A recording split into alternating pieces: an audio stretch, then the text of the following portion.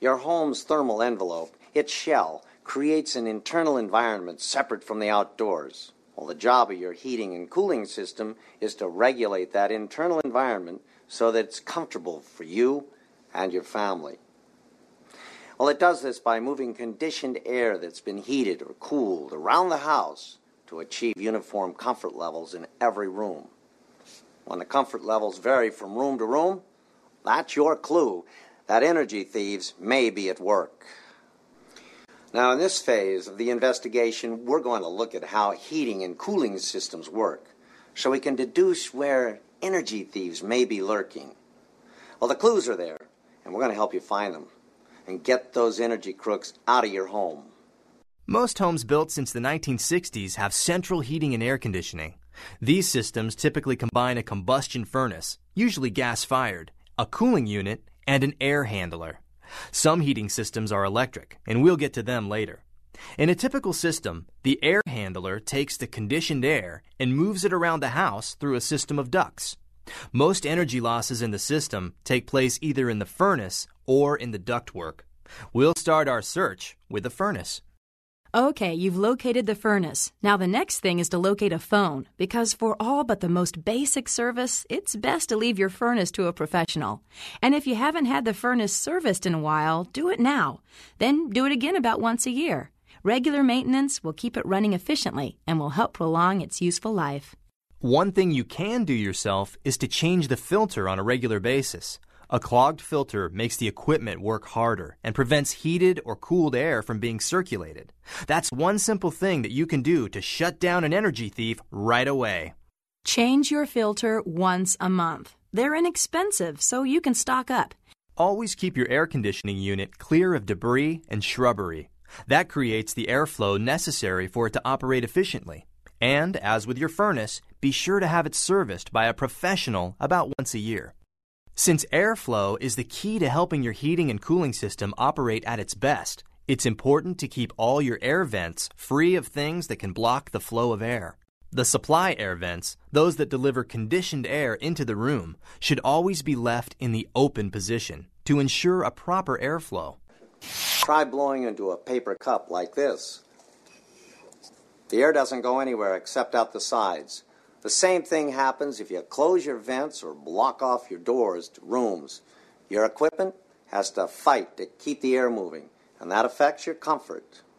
Your home's ductwork forms the arteries of the heating and cooling system, and they are often a major source of energy waste. It's estimated that the average home loses 20% of its heating and cooling energy through leaks in the duct system. Watch for these signs. Temperatures are uneven from room to room. Your furnace or air conditioner run continuously with little effect. Your return air vents seem to be loud. Dust accumulates on furniture and on windowsills, and your utility bills seem unusually high. If these signs are present, then leaky ducts may be the culprit. Specialized duct testing equipment can help determine how much you may be losing.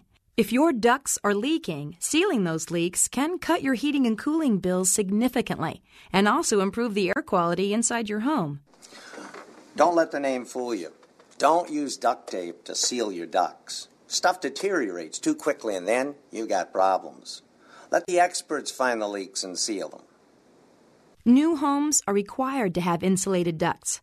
If you have an older home, chances are your ducts are not insulated.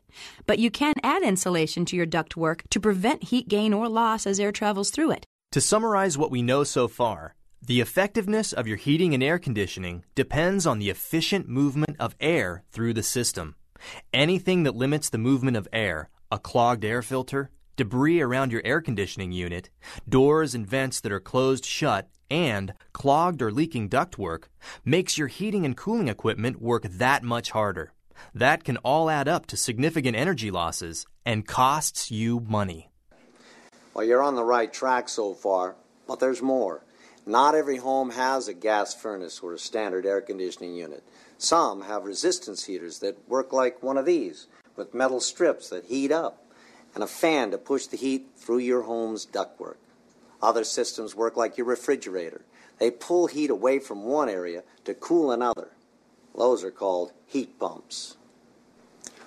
Whichever type of system you have, the same principles apply. Keep the filters clean or replace them. Have the units professionally serviced every year. And maintain a free flow of air around and through the system by removing clogs and obstructions. If your system has a heat pump for heating and cooling, change the thermostat settings by small increments, 2 or 3 degrees at a time, to avoid engaging the electric heat strips, a big energy thief. A heating solution that's catching on more and more is the pellet stove. They're great for heating areas of the home where you spend the most time. They burn organic fuels like corn very efficiently and help take the load off your central heating system in the colder months. And if your home is cooled by an evaporative cooler, congratulations! Evaporative coolers are one of the least expensive ways to cool a home because they simply use a fan to evaporate water and thus remove heat from the air. They use much less energy than refrigerated forms of air conditioning.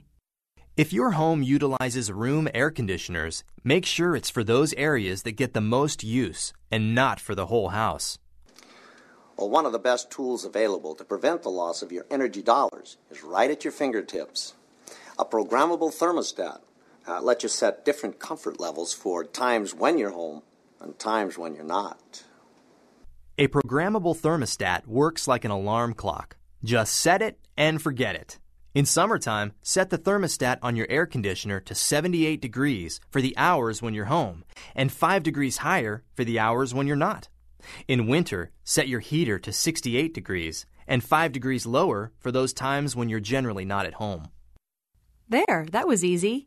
And did you know that for every 2 degrees change on your thermostat setting, you could save yourself about 10% off the heating and cooling portion of your utility bills?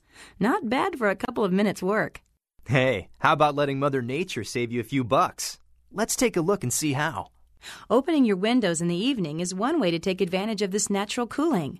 Another is to install a whole house fan. A whole house fan draws in cool evening air through open windows and flushes hot, stale air out of the house through vents in the attic. A whole house fan, properly sized for your home, can replace the air inside your home in about 2 to 3 minutes.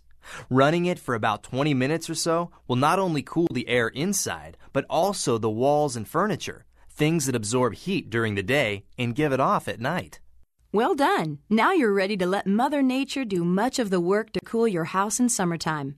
Did you know that running a whole house fan uses 1/10 the energy required to run a central air conditioner? That can add up to quite a bit. 90% savings in electricity? Now we're talking serious money. Keep up the good work.